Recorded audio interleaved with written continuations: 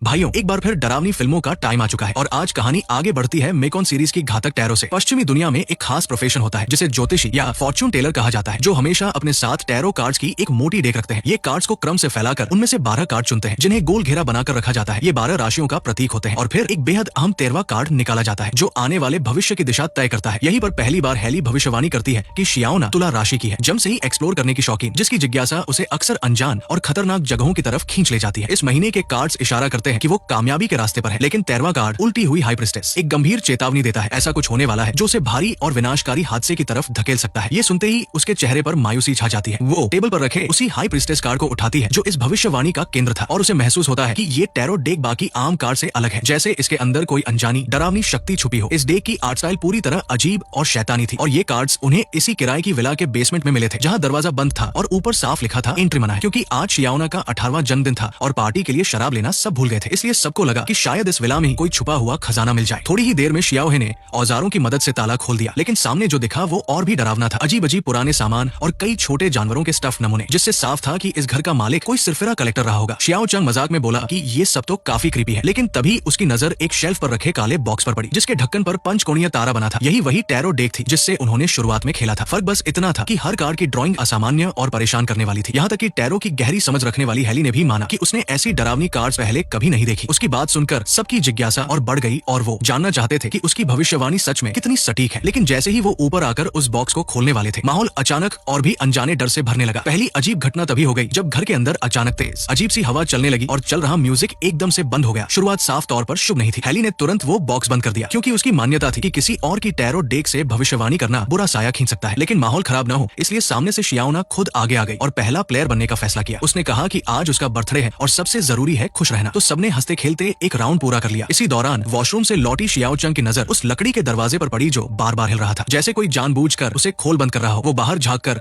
अंधेरे आंगन की तरफ देखती है, जहाँ उसे दो चमकती हुई बड़ी बड़ी आंखें दिखाई देती है। तभी बाहर लगी मोशन लाइट अचानक जल उठती है और वो बुरी तरह डर जाती है। दरवाजा बंद करके उसके लौटते ही उस रात की विला पार्टी खत्म हो जाती है। लेकिन जैसे ही टैरो डेक को वापस उसकी जगह रखा जाता है, पंचकोणीय तारे के चारों ओर दो चमकते हुए प्रकाशवृत्त उभर आते हैं और दृश्य सीधे एक बेहद डरावने रहस्यमय अनुष्ठान की झलक पर कट हो जाता है, जो साफ इशारा करता है कि इस टैरो डेक का अतीत बिल्कुल भी साधारण नहीं है। कुछ ही समय बाद कहानी पहुंचती है अगले दिन की गहरी रात में, जहां 6 लोग फिर से इकट्ठा होकर जमकर पार्टी करते हैं और सबको अलविदा कहने के बाद कहानी एक नए अनजाने मोड़ की तरफ बढ़ने लगती है। शियाओना घर लौटकर रिलैक्स होने के लिए नहाती है और कुछ ही देर बाद अपनी बेस्ट फ्रेंड से फोन पर हंसते बोलते हुए अचानक एक भारी अजीब सी आवाज सुनती है। वो बाथरूम का दरवाजा खोलती है तो पता चलता है कि अटारी की सीढ़ी अपने आप नीचे आ गई है। वैसे भी वो अपनी कुछ गर्लफ्रेंड्स के साथ ही ये घर शेयर करती है। ऊपर कई बार आवाज लगाने और ये पक्का करने के बाद कि वहाँ कोई नहीं है, वो जल्दी से सीढ़ी वापस ऊपर चढ़ा देती है और कमरे में लौट आती है। लेकिन अभी ठीक से बैठी भी नहीं होती कि वही आवाज फिर से बाहर से आती है। वो दोस्त से कहती है कि शायद कोई रूममेट आ गया है, बाद में कॉल करेगी, और बाहर निकलकर लाइट ऑन करती है। सामने फिर से नीचे आई सीढ़ी देखकर उसे पूरा यकीन हो जाता है कि ये सब किसी की शरारत है। बिना ज्यादा सोचे वो ऊपर चढ़ जाती है और अटारी के एंट्री पॉइंट पर इधर उधर देखने लगती है। लेकिन अजीब बात यह है कि कदमों की आवाज तो आती है पर कोई दिखाई नहीं देता। वो बोलती है कि मजाक बंद करो और बाहर आओ। तभी पूरे घर की लाइट्स झपकने लगती है और आखिरकार पूरी तरह बुझ जाती है। साथ में एक डरावनी चिढ़ाने वाली हंसी गूंजती है। ये सुनते ही वो सीढ़ी के बीचों बीच जम जाती है। ना ऊपर जाने की हिम्मत, ना नीचे उतरने की। कांपती आवाज में पूछती है वहाँ कौन है, लेकिन जैसे ही ऊपर देखती है अटारी का नजारा पल भर में बदल जाता है। चारों तरफ जली हुई मोमबत्तियां, उल्टे लटके क्रॉस और ठीक सामने वही टैरो कार्ड दिखाई देता है जिसने उस रात भविष्यवाणी का नतीजा बताया था। हाई प्रिस्टेस की अचानक मौजूदगी से वो संतुलन खोकर गिर जाती है और संभलने का मौका मिलने से पहले ही सामने वाली परछाई धीरे धीरे सीढ़ी उठाती है और जोर से उसके शरीर की तरफ पटक देती है। सीढ़ी बार बार ऊपर उठती और जोर से नीचे गिरती रही और आखिरकार आखिरी वार सीधा उसके सिर पर लगा, जिससे उसकी मौके पर ही दर्दनाक मौत हो गई। अगले दिन एक कॉलेज स्टूडेंट की रहस्यमयी मौत की खबर हर बड़े न्यूज चैनल पर छा गई। दोस्त गहरे सदमे में रोते रहे, लेकिन किसी ने भी उस रात के टैरो कार्ड से इसे जोड़कर नहीं देखा, क्योंकि पहली घटना को लोग अक्सर हादसा मान लेते हैं और दूसरी बार भी ज्यादातर लोग ध्यान नहीं देते। कुछ देर चर्चा के बाद सब अलग हुए और इस तरफ कैन अपनी क्रश पैगी को सुरक्षित घर छोड़ने निकला। मेट्रो एंट्रेंस की सीढ़ियां उतरते हुए अचानक उसके पीछे से हाथ में पुरानी लालटेन पकड़े एक अजीब सा आदमी उभर आता है। उसे सिर्फ आवाज सुनाई देती है, शक्ल नहीं दिखती, लेकिन वही आवाज उसके दिल में डर भर देती है। उसे कुछ गड़बड़ महसूस होने लगती है। इतनी देर भी नहीं हुई, फिर भी मेट्रो स्टेशन के अंदर एक भी इंसान नजर नहीं आता। घबराकर वो कदम तेज कर देता है और एक मोड़ पर वही लालटेन वाला सीधे सामने आ खड़ा होता है। उसकी आंखें डर से फैल जाती है और वो अजीब आदमी झपट्टा मारते हुए उसकी तरफ बढ़ता है। उसके गुजरते ही आसपास की सारी लाइट्स एक एक कर बुझ जाती है। जान बचाने के लिए वो हड़बड़ी में एक दरवाजा खोलकर अंदर घुस जाता है, ये देखे बिना कि ऊपर साफ लिखा है एंट्री मना है। अंदर पहुंचकर जब उसकी सांसें थोड़ा संभलती है तो उसे एहसास होता है कि चारों तरफ खड़ी मेट्रो ट्रेनें हैं और वो एक तंग से वर्कशॉप जैसे इलाके में फंस चुका है, जहां वो बिना किसी दिशा के भटकने लगता है। अचानक उसकी नजर जमीन पर पड़ी एक अखबार पर जाती है, जिस पर उसकी ही फोटो छपी होती है और ऊपर साफ लिखा होता है आज तुम्हारी मौत का दिन है। ये पढ़ते ही उसके दिमाग में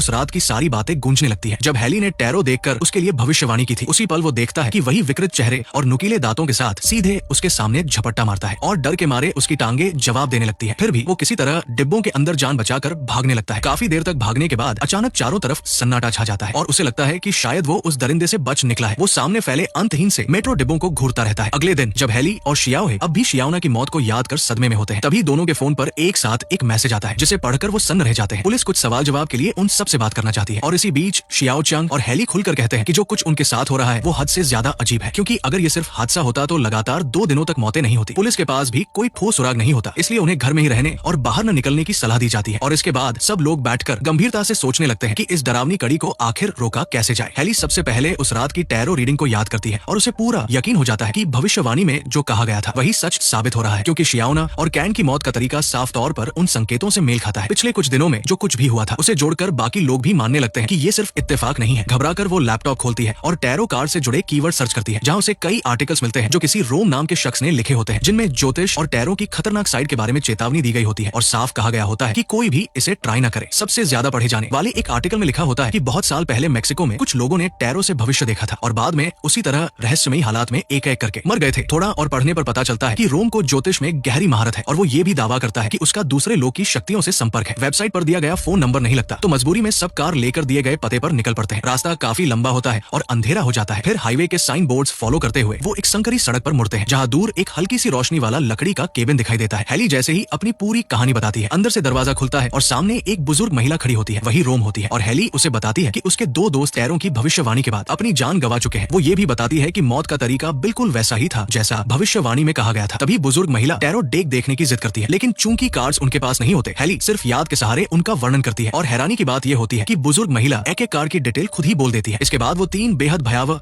और रहस्यमयी मौतों के मामलों का जिक्र करती है। 1951 में मेक्सिको सिटी, 1969 में टॉक्स नाम के कस्बे में और 1988 में लंदन में। इन सभी मामलों में मरने से पहले पीड़ितों ने एक ही काम किया था, आपस में एक दूसरे का भविष्य और राशियां देखना। लंदन वाले मामले में सिर्फ एक इंसान बच पाया था और वो वही बुजुर्ग महिला थी, क्योंकि उस रात वो दूसरों के लिए भविष्यवाणी कर रही थी, खुद के लिए नहीं। इसलिए उसका भाग्य दूषित नहीं हुआ। लेकिन जैसे ही उसे एहसास हुआ कि उस टैरो डेक में कुछ गड़बड़ है, कार्ड्स अचानक गायब हो चुके थे। बाद में उसने एक एंटीक डीलर तक उनका पीछा किया, मगर तब तक देर हो चुकी थी, क्योंकि वो डेक एक नीलामी में बिक चुकी थी। मजबूरन वो एक तरफ कार्ड्स की तलाश करती रही और दूसरी तरफ उनके इतिहास को खंगालती रही, जहां उसे पता चला कि ये टैरो डेक 1798 में हंगरी की एक महिला ने बनाई थी। उसी दौर में एक काउंट की पत्नी प्रसव के करीब थी और यहीं से इस डरावनी कहानी की असली शुरुआत होती है, क्योंकि उसकी पत्नी की हालत बेहद कमजोर थी। काउंट को डर था कि कहीं कुछ अनहोनी न हो जाए, इसलिए उसने इलाके के एक मशहूर ज्योतिषी को बुलाकर भविष्यवाणी करवाई। वो टैरो कार्ड्स के जरिए इतना सटीक भविष्य देखता था कि लोग दंग रह जाते थे। लेकिन अगले ही दिन की गई भविष्यवाणी में उसने देख लिया कि प्रसव के बाद काउंट की पत्नी और बच्चा दोनों की मौत हो जाएगी। ये सुनकर काउंट टूट गया और उसने जबरदस्ती उससे भविष्य बदलने को कहा। लेकिन कितनी भी बार कार्ड्स देखे गए, नतीजा हर बार एक ही रहा, मौत। गुस्से और बेबसी में काउंट ने ज्योतिषी को घर से निकाल दिया और कुछ ही समय बाद वही हुआ जो कहा गया था। उसकी पत्नी और बच्चा दोनों मर गए। गम और गुस्से से पागल होकर उसने इल्जाम लगाया कि ये सब ज्योतिषी की काली विद्या की वजह से हुआ है और बदले में अपने आदमियों से ज्योतिषी की इकलौती संतान, उसकी 8 साल की बेटी को फांसी पर चढ़वा दिया। इस अमानवीय बदले के बाद ज्योतिषी ने भी हिसाब बराबर करने की ठान ली। उसने काउंट और उसके सबसे करीबी लोगों के लिए टैरो से भविष्यवाणी की, लेकिन इस बार उसमें काले अनुष्ठान मिला दिए और अंत में अपने ही खून से अनुष्ठान पूरा कर आत्महत्या कर ली। मरने से पहले उसने अपनी आत्मा उस टैरो डेक से बांध दी, ताकि जो भी इंसान उन कार्ड से भविष्य देखे उसका भाग्य बदल जाए और वो एक भयानक श्राप के साथ मरे। ये सब सुनने के बाद हैली कांपती आवाज में बुजुर्ग महिला से पूछती है कि क्या इस श्राप को तोड़ने का कोई तरीका भी है या नहीं। बुजुर्ग महिला साफ कहती है कि उस टैरो डेक को पूरी तरह नष्ट करना ही शायद उनके बचने का एकमात्र मौका है। उम्मीद बेहद कम थी, फिर भी सब लोग कार लेकर कहानी की शुरुआत वाली उसी विला की तरफ निकल पड़ते हैं। रास्ते में पैगी एक और बात उठाती है, शायद वो भविष्यवाणी को उलट सकते हैं, यानी हैली ने जो कहा था वैसा होने से पहले ही खुद को रोक ले। उसे याद आता है कि रीडिंग के वक्त उसने अपनी एक वीडियो रिकॉर्ड की थी, जिसमें हैली ने बताया था कि वो मीन राशि की है और मरकरी रेट्रोग्रेड के कारण उसे पानी से जुड़ी चीजों से दूर रहना चाहिए। अजीब इत्तेफाक ये होता है कि उसी वक्त उनकी कार एक पुल के बीचों बीच पहुंच जाती है और अचानक अपने आप रुक जाती है। शो बताता है कि इंजन पूरी तरह जवाब दे गया है, कितनी भी कोशिश करो स्टार्ट नहीं हो रहा। भविष्यवाणी याद आते ही पैगी के दिल में डर बैठ जाता है और वो घबराकर बोलती है कि शायद अब उसकी बारी आ गई है। तभी कोई बाहर से शीशे पर आकृति बनाना शुरू कर देता है, एक ऐसे इंसान की तस्वीर जो फांसी पर लटका हो, बिल्कुल वैसी ही जैसी टैरो कार्ड में उसके लिए दिखाई गई थी। दोस्तों के रोकने के बावजूद वो डर के मारे दरवाजा खोलकर जान बचाने के लिए दौड़ पड़ती है। पुल से दूर होकर दूसरी तरफ पहुंचने की कोशिश में हैली उसके पीछे पूरी ताकत से भागती है और बाकी लोग जैसे ही कार से उतरने लगते हैं, एक काला साया तेजी से सामने से गुजरता है। उसी पल गाड़ी का रडार भी तेज आवाज के साथ बज उठता है। उन्हें समझ आ जाता है कि आसपास कोई चीज उनकी तरफ बढ़ रही है और वही खौफनाक प्राणी टैरो कार्ड का हैंगमैन होता है। जैसे ही उसे पता चलता है कि पैगी कार में नहीं है, वो हाथ में फांसी की मोटी रस्सी लिए उसके पीछे दौड़ पड़ता है। उधर पैगी लगभग पुल के किनारे तक पहुंच ही जाती है कि खुशी मनाने से पहले ही एक फंदा आकर उसकी गर्दन में कस जाता है। जाता है। ऊपर से हैंगमैन झपटता है और उसे जोर से खींच लेता है और जब पीछे से तीनों लोग वहां पहुंचते हैं तो उनकी आंखों के सामने पैगी का पुल से लटका हुआ शव होता है। इस सदमे के बाद सब जैसे सुन पड़ जाते हैं और कार किसी तरह पुल के नीचे तक जा गिरती है। हेमी पुलिस के पास जाने की बात करती है लेकिन शियाओ हे उसे रोकते हुए कहता है कि पुलिस उन्हें पागल समझकर बंद कर देगी, इसलिए उन्हें तुरंत उसी विला में लौटकर उस शापित टैरो डेक को नष्ट करना होगा। तीनों इसी पर सहमत होते हैं। तभी शियाओ चंग पीछे हटने की बात करता है। वो कहता है कि जो अभी हुआ उसने उसकी हिम्मत तोड़ दी है और अब उसके लिए सबसे सुरक्षित जगह हॉस्टल का कमरा है जहाँ वो खुद को बंद कर सकता है। अगले दिन हॉस्टल की तरफ भागते हुए उसे कांच के रिफ्लेक्शन में सड़क के उस पार अचानक एक जोकर दिखाई देता है जो मुस्कुराते हुए हाथ हिलाता है और उसे अपनी भविष्यवाणी याद आ जाती है जिसमें एक दुष्ट जोकर का जिक्र था। डर के मारे वो लिफ्ट में घुसकर फ्लोर का बटन दबाता है लेकिन 5वीं मंजिल पर पहुंचते ही देखता है कि वही जोकर भी उसके साथ आ चुका है और तभी उसे एहसास होता है कि वो जगह उसकी हॉस्टल बिल्डिंग नहीं है। इसलिए शियाओ चंग घबराकर फिर से बटन दबाने लगता है वहां से निकलने की कोशिश में, लेकिन तभी मंजिलों के नंबर वाले बटन अजीब तरह से बदल जाते हैं। चाहे जितना दबाओ कोई रिस्पॉन्स नहीं आता और लिफ्ट वही 5वीं मंजिल पर अटकी रहती है जबकि वो जोकर हंसता हुआ धीरे धीरे उसकी तरफ बढ़ने लगता है। अगले ही पल उसकी चीख गूंजती है। उधर दूसरी तरफ बचे हुए तीनों लोग तय करते हैं कि अब सीधे उसी पुरानी विला में जाना होगा और वो तुरंत वहां पहुंचते हैं। बेसमेंट में जाकर वो उस टैरो डेक को ढूंढते हैं और उसे आग में झोंककर हमेशा के लिए खत्म करने की कोशिश करते हैं, लेकिन जैसे ही कार्ड्स कुछ सेकंड तक आग में रहते हैं तीनों सन्न रह जाते हैं क्योंकि कार्ड्स बिल्कुल नहीं जलते, जैसे उन पर कोई अजीब सा जादू किया गया हो। मजबूरन हेली अपना पुराना वीडियो खोलकर उन पलों को ध्यान से देखने लगती है कि शायद किसी डिटेल से कोई तोड़ मिल जाए। तभी अचानक दरवाजे की घंटी बजती है और वही बुजुर्ग महिला रोम ढेर सारे बैग्स के साथ वहां पहुंच जाती है। वो बताती है कि उस ज्योतिषी ने अपनी आत्मा उन कार्ड्स में बांध दी थी और कार्ड्स पर बनी आकृतियां उसकी शक्ति से चलने वाले जीव बन जाती है जो आखिरी भविष्यवाणी को सच करने निकल पड़ते हैं। इसलिए उनके पास अब बहुत कम वक्त बचा है। अब देर करने का कोई वक्त नहीं था। बुजुर्ग महिला का मानना था कि जिस चीज को उस ज्योतिषी ने बनाया है उसी से उसका सामना करना होगा। वो जमीन पर अलग अलग आकार के कई पत्थर सजाती है, बताते हुए कि हर पत्थर एक अलग राशि का प्रतीक है। फिर टैरो कार्ड्स वाला लकड़ी का बॉक्स उस बने हुए जादुई घेराव में रखती है और मंत्र पढ़ना शुरू करती है ताकि ज्योतिषी की आत्मा को इस टैरो डेक से अलग किया जा सके। लेकिन मंत्र आधा भी पूरा नहीं होता कि उसके चेहरे पर बेचैनी आ जाती है। उसे महसूस होता है कि इस कमरे में कोई और भी मौजूद है। जैसे ही सबकी नजर आग के पास जाती है उन्हें कुर्सी पर बैठी एक काले कपड़ों में लिपटी औरत दिखती है और उसी पल बुजुर्ग महिला की नाक से खून बहने लगता है। आंखें लाल हो जाती है और उसका शरीर जकड़ सा जाता है। वो पूरी तरह काबू में आ चुकी होती है। पीछे से ज्योतिषी बस हाथ हिलाता है और सारे टैरो कार्ड्स जमीन पर बिखर जाते हैं। वो उसी पल उसके लिए भविष्यवाणी करता है और नतीजा निकलता है तलवार से मारे जाने वाला कार्ड। तीनों अपनी आंखों के सामने बुजुर्ग महिला को दर्दनाक तरीके से मरते देखते हैं और घबराकर विला में इधर उधर भागने लगते हैं। इसी अफरातफरी में अंधेरे के बीच हेमी बाकी लोगों से बिछड़ जाती है। तभी उसे बेसमेंट से हेली की मदद की आवाज सुनाई देती है। वो उसका नाम पुकारती हुई सावधानी से नीचे उतरती है। पूरे शरीर की मांसपेशियां तनी होती है और तभी उसके पीछे का दरवाजा जोर से बंद हो जाता है, लेकिन हेली की मदद की आवाज लगातार गूंजती रहती है। मजबूर होकर हेमी अंधेरे में बेसमेंट में उसे ढूंढने लगती है। तभी पास रखा पुराना रिकॉर्ड प्लेयर अपने आप चल पड़ता है और म्यूजिक सुनते ही उसे ऐसा लगता है जैसे आंखों के सामने रोशनी फैल गई हो। उसी के साथ चारों तरफ सफेद चादरें लटकती दिखाई देने लगती है। वो उन्हें हटाते हुए आगे बढ़ती है और जैसे ही आखिरी सिरे तक पहुंचती है सामने एक भयानक चेहरे वाला जादूगर खड़ा होता है जिसके सामने स्टेज के नीचे ढेर सारे लोग बैठे होते हैं। सबके चेहरे पर चालाक और डरावनी मुस्कान। वो पलटकर भागना चाहती है लेकिन जादूगर उसके पैरों में बेड़ियां फेंक देता है। उसे जकड़कर